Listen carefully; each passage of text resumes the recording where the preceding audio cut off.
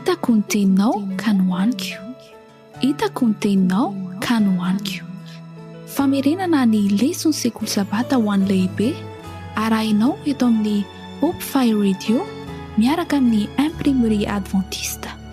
Hitako ny teninao ka nohaniko, hitako ny teninao ka nohaniko.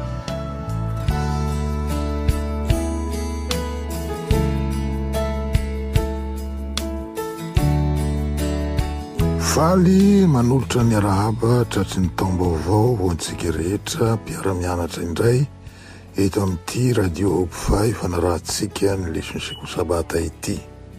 Efa lesona faharoa amin'ny taona sahady isika izao. Ny lohateny ny lesontsika tamin'ity herinandro ity dia ny hoe antony fisaorana sy ny fivavahana. Ny lohateny ny lesona manontolo dia ny hoe mampifandray ny lanitra sy ny tany Kristy ao amin'ny Filipiana sy Kolosiana. Ny questionnaire manontolo moa izany, ary efa natolotry ny rahalahy Dokotera Jean-Jacques Andriaparany tamintsika teto ny lesona voalohany, izay nitondra ny lohateny hoe nenjena nefa tsy nafoy. Miaraka aminareo androany ny havanareo Benoît Rakotovao hiara-mivavaka isika.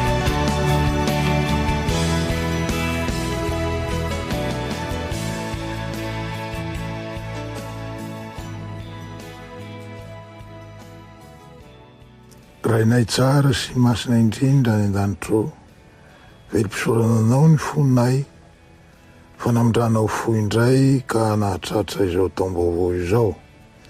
Mino izahay fa efa navalonao niaraka tamin'iny taonany difiny ny fahotanay rehetra satria efa nibebahanay tambavaka teo anatrehanao izany. Omeo fo vaovao izahay fo voadio hoentinay mamakivaky izao taona vaovao izao indray. Fo feno faharisiana vaovao, fo feno fiantanana vaovao, fo feno fanoloratena vaovao. Fananao masina ny e tsy ahafoy nahasaraka anay fameteza tompo homba sy tarika anay hatrany mandritra ny taona, ary keo mandritra ny andronay izay mbola homenao anay noho ny fahasoavanao. Amin'ny anaratsoanao Kristy o. Amen.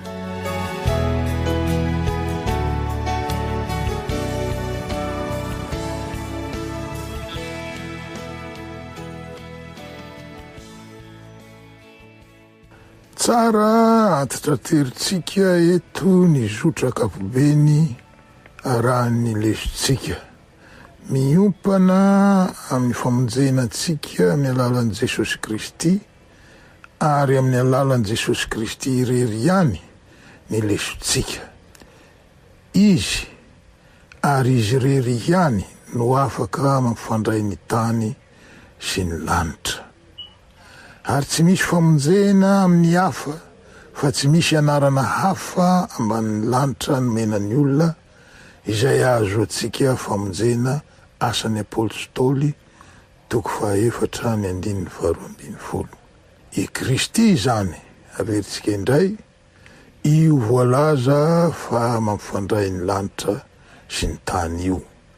Voalaza ny faminaniana mialoha tamin'ny fomba maro tany amin'ny testamenta taloha izany, ary nisan'izany ilay tohatry Jakoba izay niorona tamin'ny tany ny tongony ary nipaka tamin'ny lanitra ny tendrony, ary nisy anjelin'Andriamanitra niakatra sy nidina teo aminy.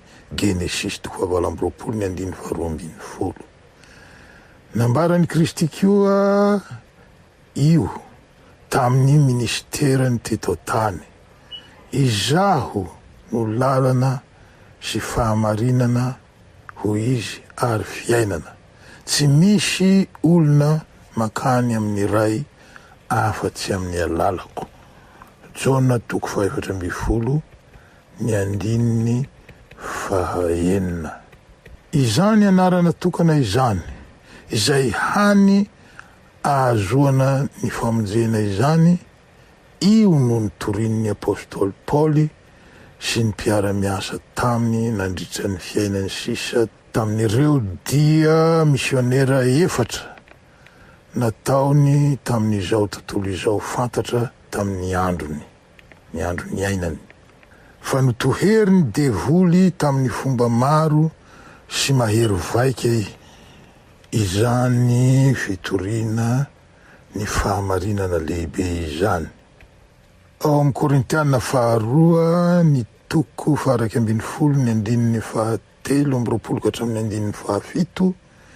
izay mivaky toy izao: mpanompon'ny Kristy va izy? Miteny toy ny olona verisaina aho, mihoatra noho izy aho, amin'ny fisasarana manantombo, amin'ny tranovomaizina matetika koa, amin'ny kapoka be efa izay tsy izy, amin'ny fahafatesana matetika, indimy aho no nokapohiny jiosy 90 latsaka iray avy, intelo nokapohina tamin'ny hazo aho, indray maka nitoraham-bato, intelo novaky sambo, indray andro sy indray ala no nitoetra teo amin'ny lalina. Nandeha matetika aho, saiky nahita loza tamin'ny ony, saiky nahita loza tamin'ny jiolahy, saiky nahita loza tamin'ny tompotany namako, saiky nahita loza tamin'ny jentilisa, saiky nahita loza tao amin'ny tanàna aho, saiky nahita loza tany anefitra aho, saiky nahita loza tany amin'ny ranomasina aho, saiky nahita loza tamin'ny rahalasantoko aho. Tamin'ny fisasarana sy ny fikelezanaina, tamin'ny tsy fahitan-tory matetika, tamin'ny hanoanana sy ny hetaheta, tamin'ny fifadia-kanina matetika, tamin'ny hatsiaka sy ny fitanjahana. Zay zany novaky ny teny. Raha izany rehetra izany no nanjohan'ny apôstôly Paoly, nahoana izy no mbola afaka ny teny ao amin'ny Filipiana 4:4 manao hoe: mifalia mandrakariva amin'ny tompo, hoy aho indray mifalia, izay tsy anjeritsika tamin'ny heriny. Nahoana izy zany no afaka miteny an'izany? Ny antony dia ny fahafantarany sy ny finoany lalina ao anatiny, ho an'ny tenany sy ho an'ireo nanaiky ny hafatry ny famonjena, ny tomba mbidiny ny fiainako avy, dia ny fiainana mandrakizay zany raha mitaha amin'ny fahoriana tsy maintsy aretana amin'izao fiainana eto ambonin'ny tany izao. Mbola fanindradalana amin'izay hevitra izay ihany ny lohateny ny lesontsika 2 amin'ny herinandro ity zany, izay manao hoe: antony fisaorana sy ny fivavahana.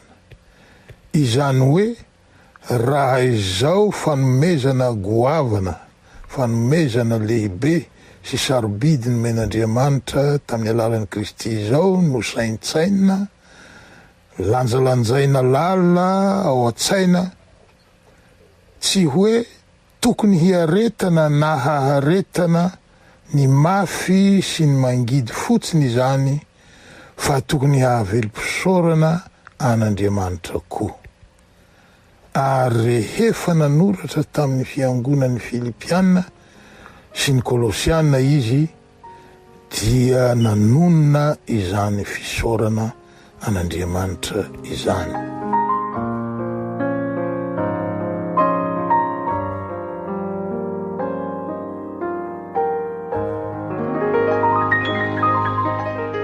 Leson'ny Alahady 4 Janoary ny taona 1922, antony fisaorana sy ny fivavahana.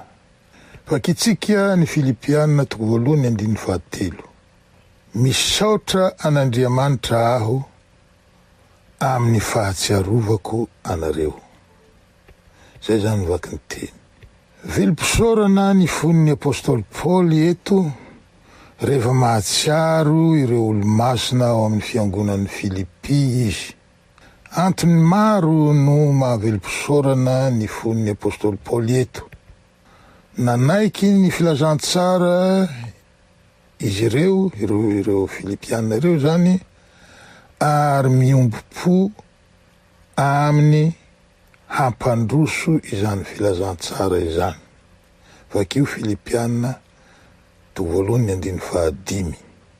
Aoka tsy ao adinoina fa ny apôstôly Paoly mihitsy no nanorina ny fiangonan'ny Filipi tamin'ny dia ny faharoa ny tety any Azia Minora ka nipaka tany Makedonia izay faritany Grika. Efa nohazavain'ny lesontsika tamin'ny herinandro fa toerana strategjika amin'ny fampielezana ny filazantsara i Filipi, na noho ny toerana nisy azy amoron'arabe migidana makany amin'ny faritra Atsinanana, na noho ny sata ara-panjakana sy ara-pitondrana nananany. Nanana statut administratifa manokana mantsy io tanàna io, izay tahaka ny tanàna romanina mihitsy, ary teny latiny no nampiasaina tao. Aoka ho fantatsika fa tamin'ny andron'ny Empira Romana zany, dia mbola ny teny Grika ihany no lingua franca, na ny teny ampiasain'ny olona samy hafa fiteny ho teny fifandraisana. Fa olombiazana lehibe ho an'ny filazantsara io fiangonany, ny fiorenany zany, ny fiorenany fiangonana Filipi io noho izany toerana strategjika nisy azy izany.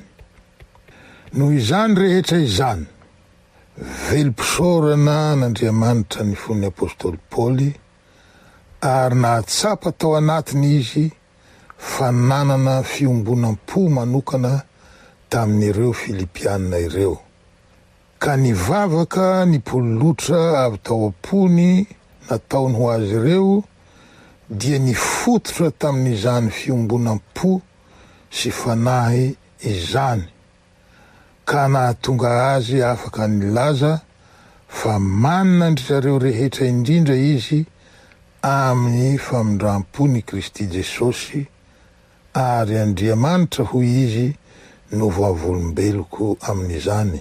Vakio Filipiana 2:9. Manantitantitra ny lesontsika hoe ny vavaka nataony ho azy ireo dia mampiseho ny halaliny fiombonana ara-panahy nananany tamin'izy ireo, ka tsy manalavitra ny fanelanelanana ataon'i Jesosy ho antsika any an-danitra ny fihetsiny teo. Ny mpisorona be tany aloha dia mitondra vato 12 teny amin'ny sarotratrany, tandindony ny foko 12 ny zanak'Israely, izay trotroiny tandrify ny fony rehefa manao asa fanelanelanana eo anatrehan'Andriamanitra izy. Vakio ny Exodosy 20:7-20. Mihoatra lavitra noho izany nefa ny fomba hitondrany Kristy mpisorona betsika ny anaratsika eo anatrehan'ny ray ao amin'ny fitoerana masina any an-danitra. Raha ny marina izany, fiombonam-po, fiombonantsaina, fiombonam-panahy famahofaho no hita eto. Ny apôstôly Paoly miombo-panahy amin'ireo rahalahiny sy anabaviny ao Filipi. Ny apôstôly Paoly miombo-panahy koa amin'ny Kristy noho izy miombo pahoriana aminy amin'izao fifatorany izao, ary mpifatotry Kristy no iantsoany ny tenany. Ny Filipianina koa aza azo inona fa miombo-panahy, miombi-po aminy. Ny fandikateny ao amin'ny Filipianina voalohany 1:7 manao hoe: misaotra an'Andriamanitra amin'ny fahatsiarovako anareo. Izay zany le vaky ny teny, dia toy ny milaza fa ny apôstôly Paoly ihany no mahatsiaro andry zareo Filipianina. Fa ny lahateny voalohany, ny texte original, dia toa manambara fa ny Filipianina koa dia mahatsiaro sy miompo amin'ny apôstôly Paoly. Ny Filipianina 4:4 ka hatramin'ny 5:10 dia manambara mazava fa miompo amin'ny fahorian'i Paoly izy ireo, ary nasehony sy noporofoiny izany tamin'ny alalan'ny fanampiana an'i Paoly arabola. Mazava ho azy fa i Kristy dia mitahiry azy ireo ro tonta ao am-pony, tahaka ny tehirizany ao am-po antsika rehetra mpanompony.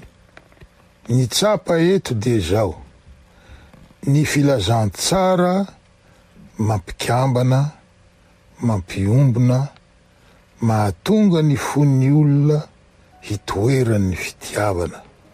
Koa dia mifaly ny amin'izany ny apôstôly Paoly, ka velom-pisaorana an'Andriamanitra izy.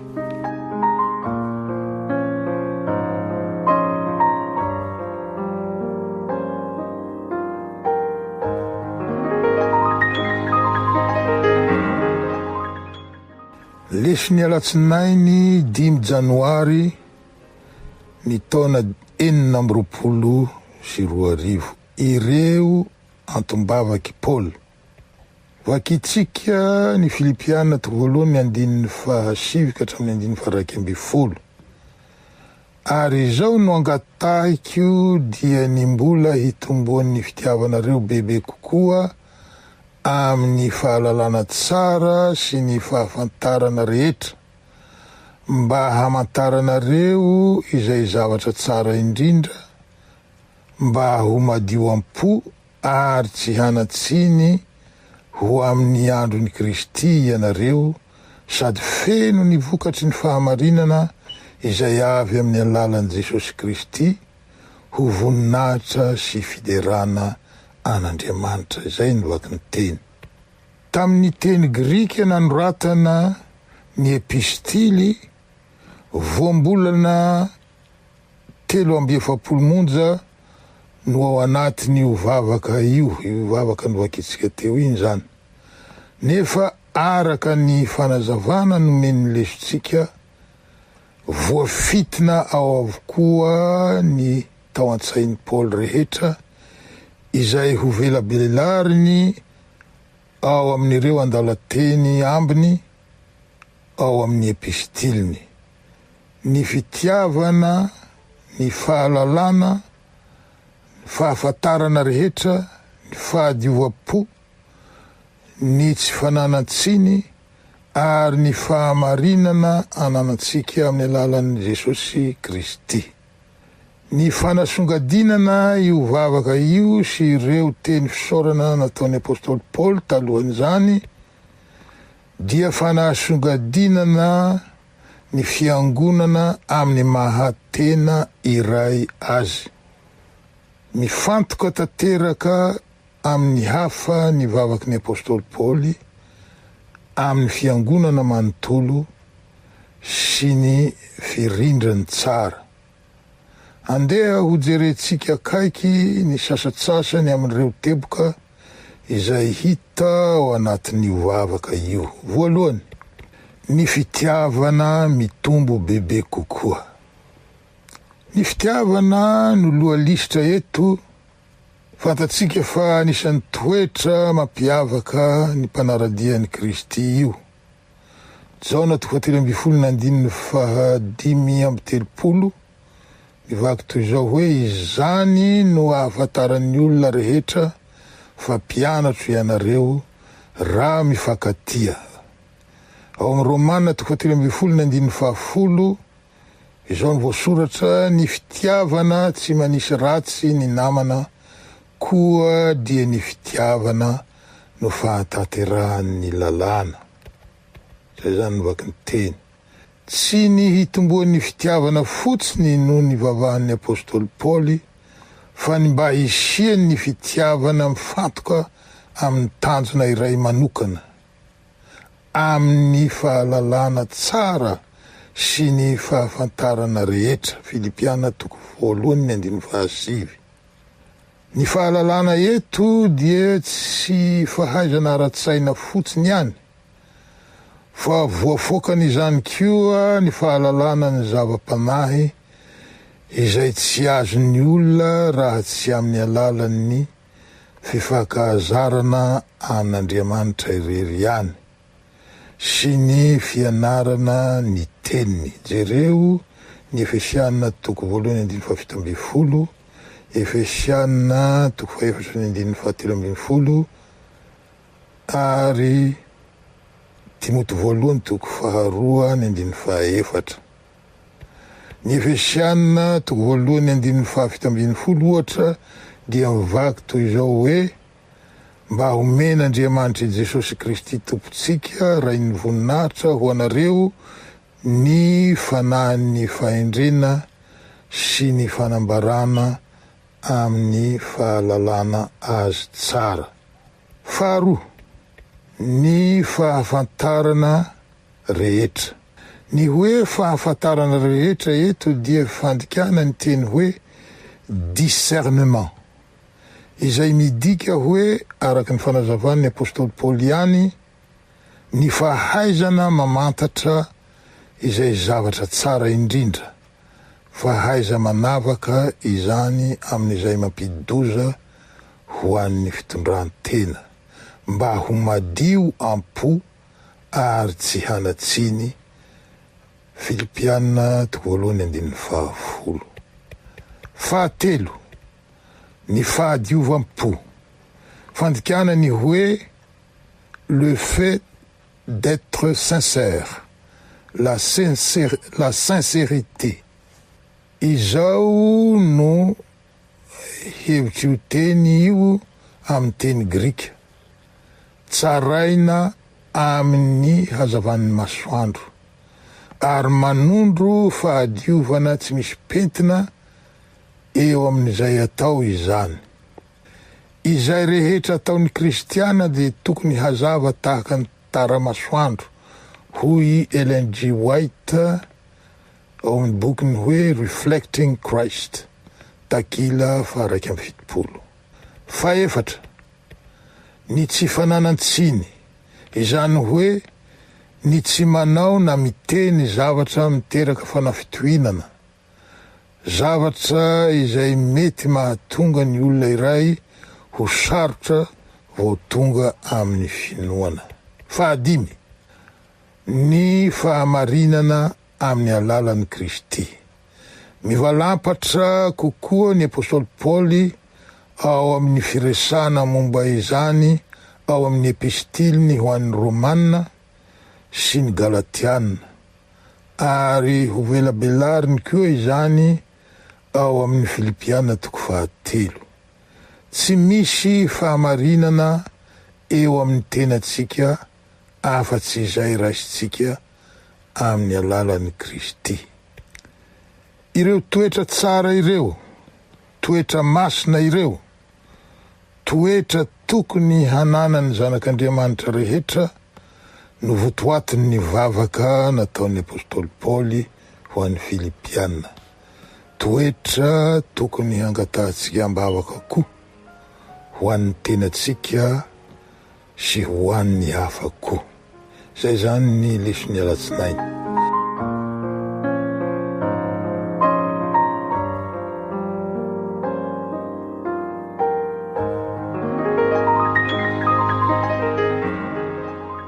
lesy ny talata 9 novambra ny taona 2024, fampiharana ny fahaiza manavaka ara-panahy. Azo inona fa ketraketraka ireo Filipianina rehefa nandrefa nahiditra amponja, nahiditra an-tranomaizina ny apôstôly Paoly. Arariny tokoa raha toy izany izy ireo. Voafetra izao ny asan'ny apôstôly Paoly. Tsy afaka ny hiriaria hamangy ny fiangonana intsony izy izao. Tsy afaka ny hitory-teny.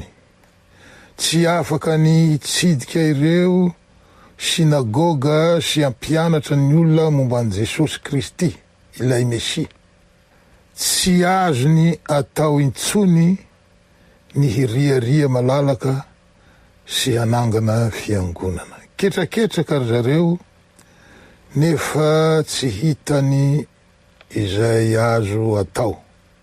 Ny hany azon'izy ireo natao dia ny nandefa iraka, ka rahalahy antsoina hoe Epafrodito no nirahindry zareo tamin'izany mba hanontany momba ny fahasalaman'ny apôstôly Paoly sy ampahery azy ary hanao izay hahazoany antoka fa ampy avokoa izay rehetra ilainy ara-batana.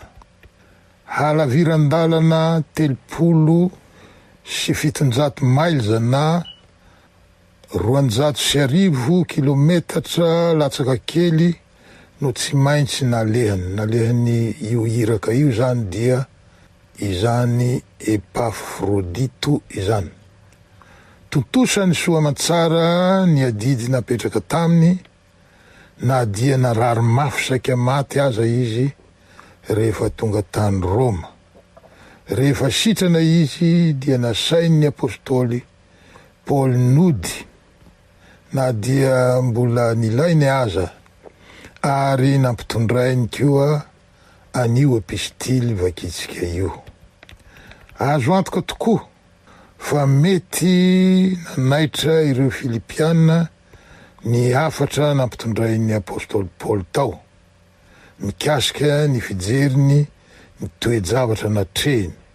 Raha nety nanampo handre ny fitantarana ny fahoriany ao ampigadrana aza izy ireo, ny apôstôly Paoly kosa tsy nilaza ny lafiny na ratsy izao figadrany izao. Ny hafa tsy nahita afa-tsy gadra vy sy efitran'ny fonja. Ny apôstôly Paoly kosa ny lafitsarany no hitany.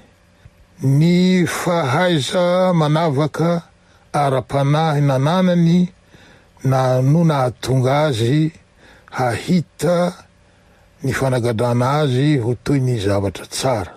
Tsy nanakana azy tsy hiasa mihitsy izany fa efa tonga fampandrosona ny filazantsara kosa aza. Filipiana 2:12. Fanahy azo hoentina ao amin'ny fanjakan'Andriamanitra kosa no hitan'ny apôstôly Paoly teo amin'ireo mpiambina Romanina. Hitany koa fa ny fifatorany dia nitondra fampaherezana lehibe ho an'ny hafa, ka nandrisika azy ireo hiasa bebe koa sy hafanafoko koa amin'ny fanapariana ny filazantsara ary hiteny ampahasahiana ho an'ny Kristy ka tsy hatahotra ny vokatra izany. Hoy izy ao amin'ny Filipianina 1:12 katramin'ny 1:14.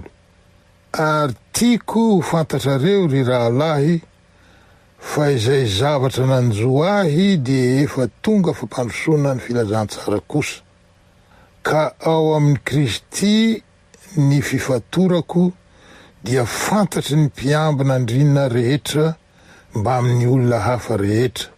Ary ny ankabeazan'ny rahalahy dia efa matoky ao amin'ny tompo noho ny fifatorako, ka mahasahisahy kokoa hitory ny tenin'Andriamanitra tsy amin'ny tahotra.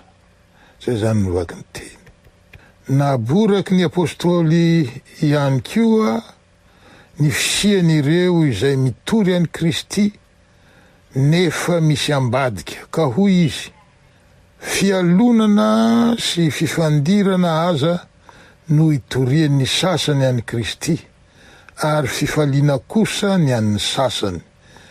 Fitiavana ny an'ny sasany satria fantany fa voatendry ho mpanafatsiny ny filazantsara aho.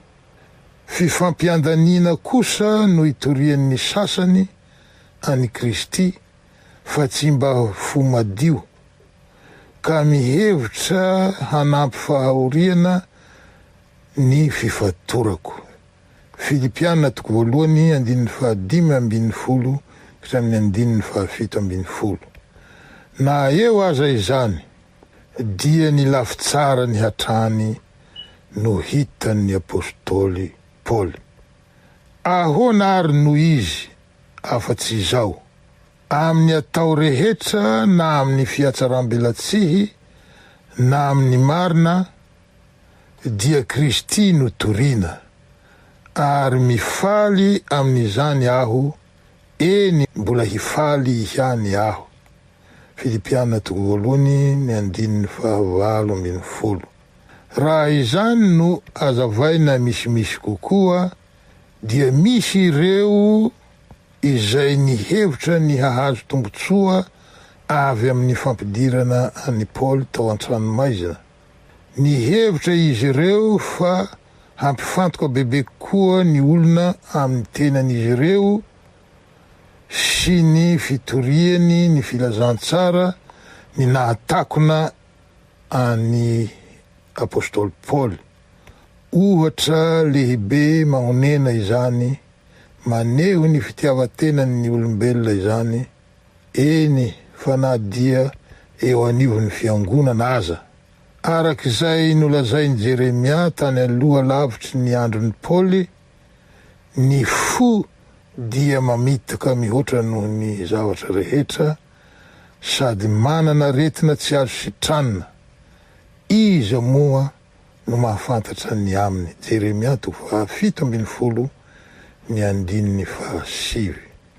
So ihany fa nisy ny nifanotra tamin'izany, nisy ireo mpiasa mahatoky izay tonga nafana fo kokoa teo amin'ny fanapariana ny filazantsara.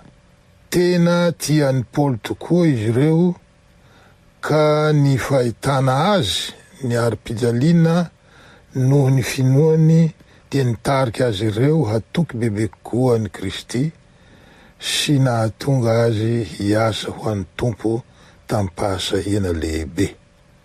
Nanome hery azy ireo izany mba handeha any amin'ny toerana izay natahorany teo aloha.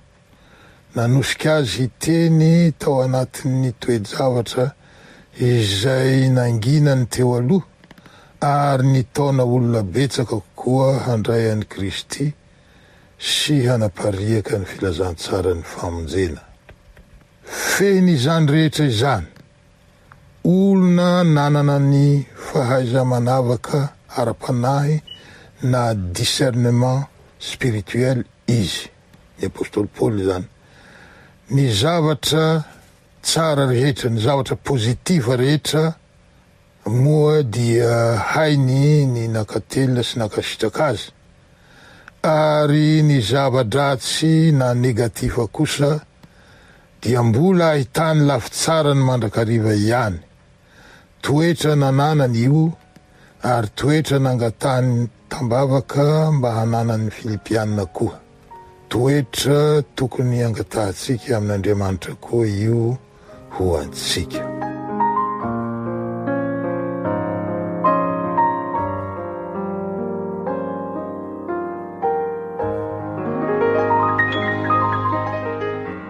Lesy ny alarobia 7 janoary ny taona 2022, ny voan'ny filazantsara. Mampitodika atsika amin'ny fiangonan'ny Kolosiana kosa ny lesona anankiroa manaraka. Tsy nitovy ny fifandraisan'ny apôstôly Paoly tamin'ny fiangonan'ny Filipiana sy ny fifandraisany tamin'ny fiangonan'ny Kolosiana. Voalohany, tsy mbola ny fanatritava tamin'ny rahalahy Kolosiana izy. Voalazany ao amin'ny epistiliny izany. Hoy izy: fa tiako ho fantatrareo ny hamafin'ny fiezahako ho anareo sy izay any Laodikia, mba amin'izay rehetra tsy mbola nahita ny tavako amin'ny nofo. Izany no nolazainy ao amin'ny Kolosiana 2:1. Faharoa, tsy izy no nanangana ny fiangonan'ny Kolosia, fa rahalahy iray mafana fo amin'ny fivavahana antsoina hoe Epafra. Io anarana Epafra io dia fanafoezana ny anarana Epafrodito ihany, izay midika hoe ilay malalan'ny Afrodite, dia i Afrodite ilay andriamanibavin'ny fitiavana ao amin'ny mitolojia greka. Tsy fantatra marina avy taiza no nahenoany sy nandraisany Epafra ny filazantsara, fa maro ny mpandinika izay nihevitra fa naheno ny toriteny nataon'ny apôstôly Paoly tao Efesosy izy. Fantatsika fa tamin'ny fiverenany apôstôly Paoly avy tamin'ny diany tany Makedonia, tamin'ny dia misionera faharoa nataony izany, dia nijanona 2 taona mahery kely sy nitoriteny tao Efesosy izy, apôstôly Paoly zany, ka voalaza tamin'izany fa nandre ny tenin'ny tompo izay rehetra nono natany Azia, na Jiosy na Jentilisa, ao amin'ny asan'ny apôstôly 7:10. Taty aoriana dia namangy ny apôstôly Paoly izy, dia ny apôstôly Paoly izay nigadra tany Roma. Vakio Kolosiana 1:9. Ary voalaza koa fa nisy fotoana niarahany nigadra taminy, niarahany nigadra tamin'ny apôstôly Paoly zany. Vakio Filemona 1:7-20. Na dia tsy anisan'ny fiangonana naoriny aza ny fiangonan'ny Kolosia, na dia tsy mbola novanginy aza, dia nanome toky azy ireo ny apôstôly Paoly tahaka izay nataony tamin'ny Filipiana ihany, fa misaotra n'Andriamanitra izy noho ny amin'izy ireo ary mivavaka ho azy ireo mandrakariva. Ndao vakitsika ny Kolosiana 1 ny 3 ka hatramin'ny 9 somary lavalava ihany.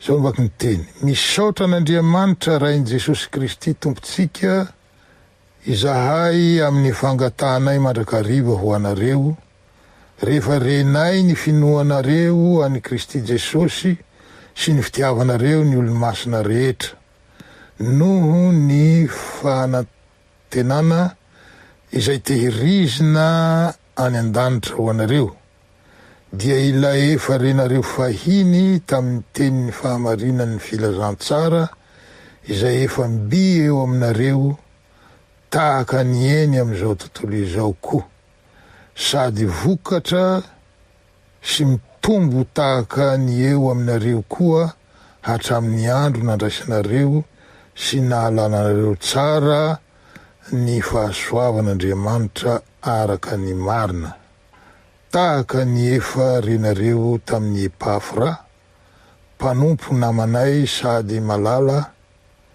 izay mpanompon'ny Kristy mahatoky ho anay, sady efa nanambara taminay koa ny fitiavanareo ao amin'ny fanahy. Zay zany ny vaky ny teny.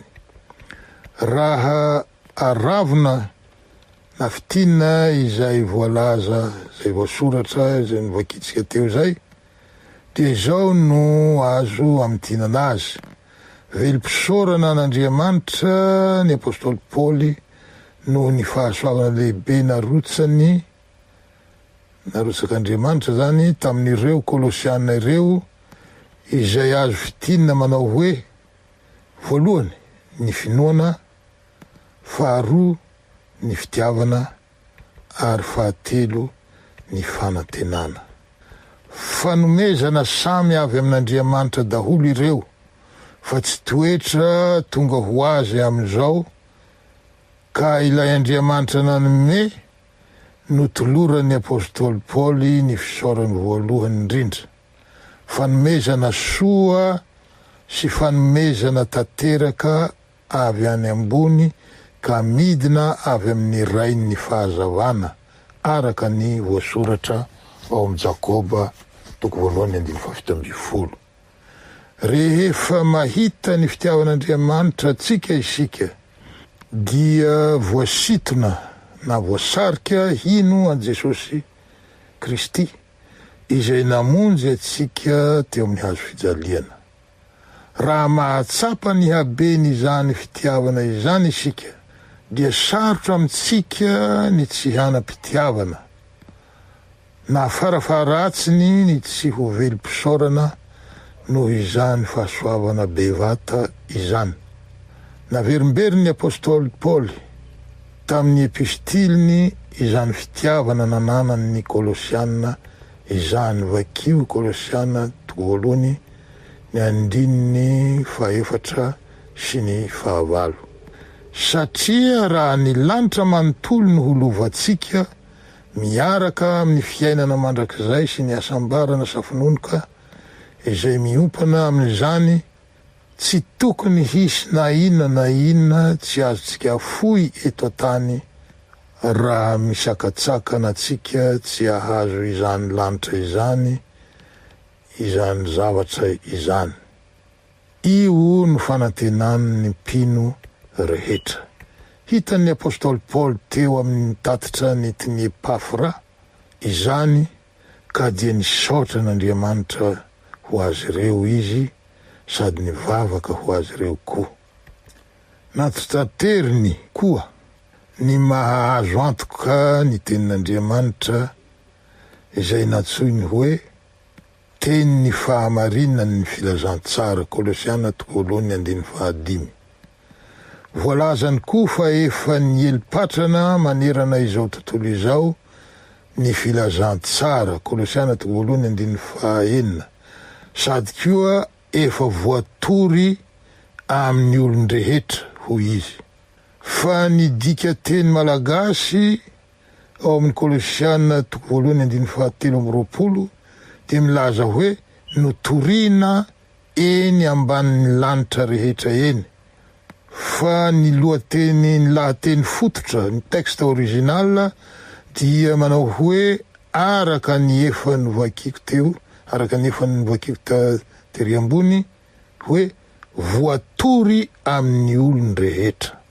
Feny izany rehetra izany niteraka voa tsara teo amin'ny Kolosiana ny filazantsara, dia finoana ny Jesosy Kristy, Kolosiana 1:5, fitiavana ny olo-masina rehetra, Kolosiana 1:4 sy ny 5, sy fanantenana izay tehirizina ho azy ireo any an-danitra, Kolosiana 1:5.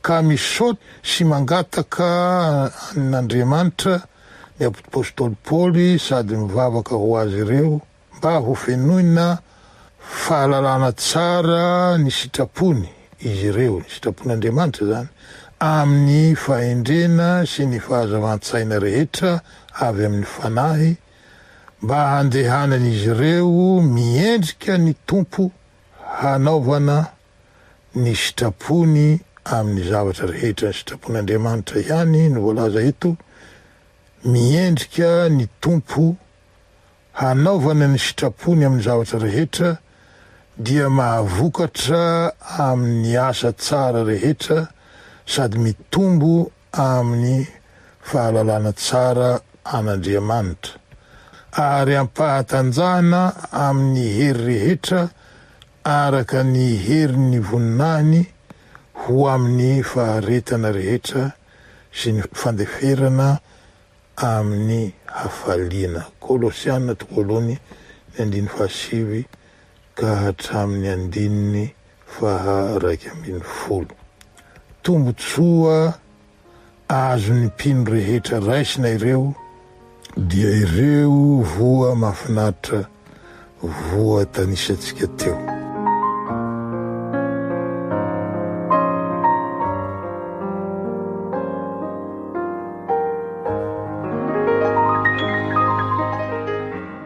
Leson'ny alakamisy 20 janoary ny taona 2024 ny herin'ny vavaka.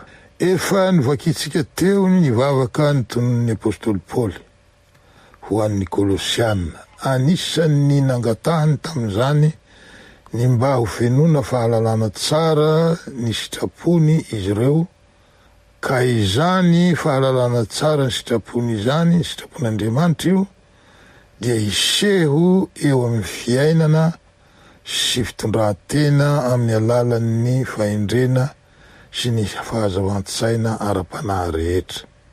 Ny loharan'ny fahendrena tena izy, tena marina, hoy ny lesontsika dia ny fitokina feno an'Andriamanitra sy ny fetezana hanao ny sitrapony. Vakio Jaona 7:17.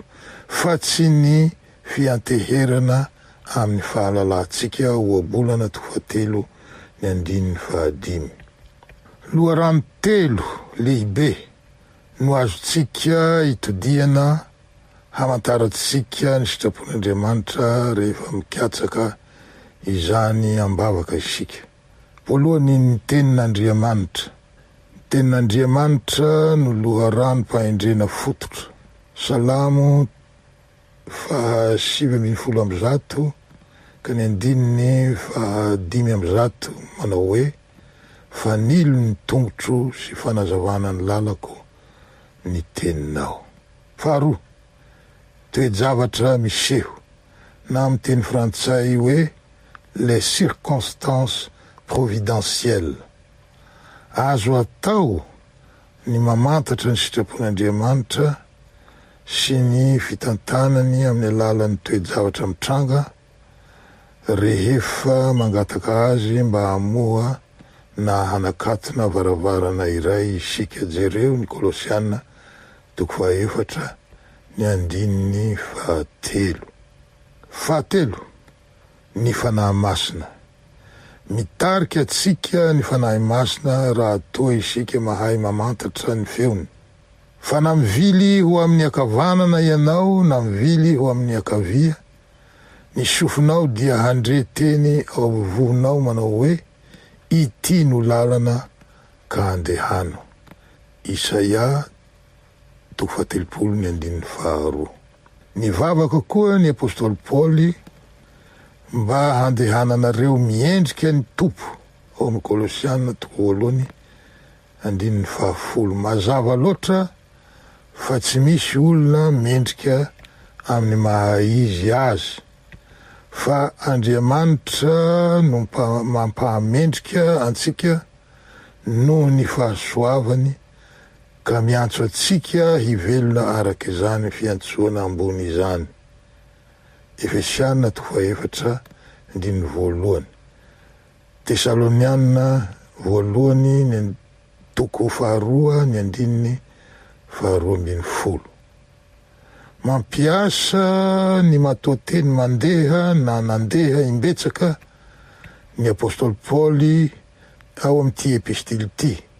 Kolosiana 2:2-4, Kolosiana 2:7, Kolosiana 2:4-5, izay midika hoe miaina sy miasa mifanaraka amin'ny lalan'Andriamanitra. Exodus 2:20 ny andininy 20. Izany anefa dia tsy azo tanterahana raha tsy amin'ny alalan'ny asan'ny fanahy masina irery ihany. Vakio Ezekiela 4:13 ny andininy 7. mivavaka ihany koa ny apôstôly Paoly mba hanana fiainana ankasitran'Andriamanitra izy ireo.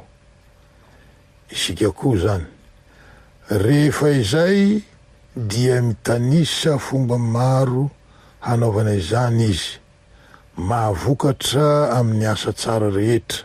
Kolosiana 2:7 sy 10. Sy mitombo amin'ny fahalalana tsara n'Andriamanitra. Kolosiana 2:10. Ary manaty pisaorana ny ray.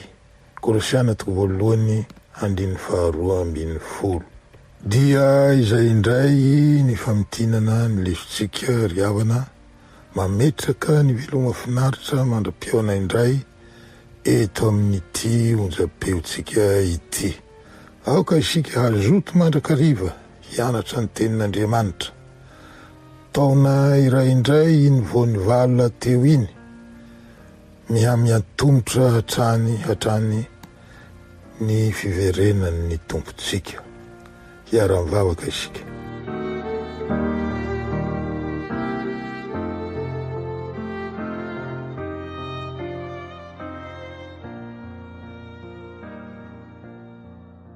Tompo tsara indrindra ny an-danitro, misaotranao zahay no ny leson'ny herinandro nomenao anay, izay mampianatra anay hahay misaotra sy makasitraka.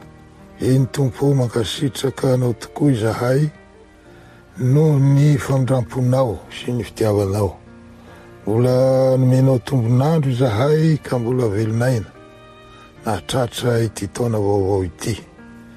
Misaotra sy makasitraka anao tokoa izahay. Ampio izahay tsy ho latsaka amin'ny fahazarana, ka hanadinodino ny famonjena ny tanterana taminay zanak'olombelona. Any an-danitra no tanindrazanay marina, ka mizotra makany ny lalanay. Ampio izahay tsy ho variana eny an-dalana. Ampio izahay hahay misaotra sy makasitraka. Makasitraka anao mandrakariva manoloana izany fahasoavana lehibe nataonao taminay izany. Dia toano hery hatrany izahay Tompo, ary ampio izahay amin'ny adinay rehetra. Amin'ny anaratsoanao Kristy Tomponay no angatanay izany vavaka izany. Amen.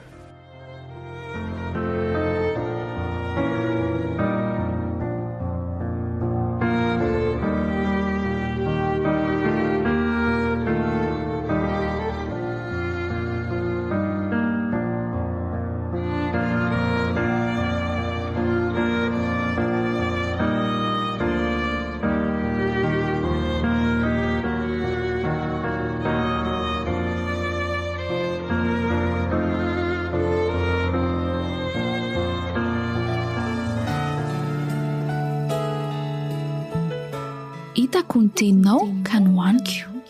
Hitako ny teninao ka nohaniko.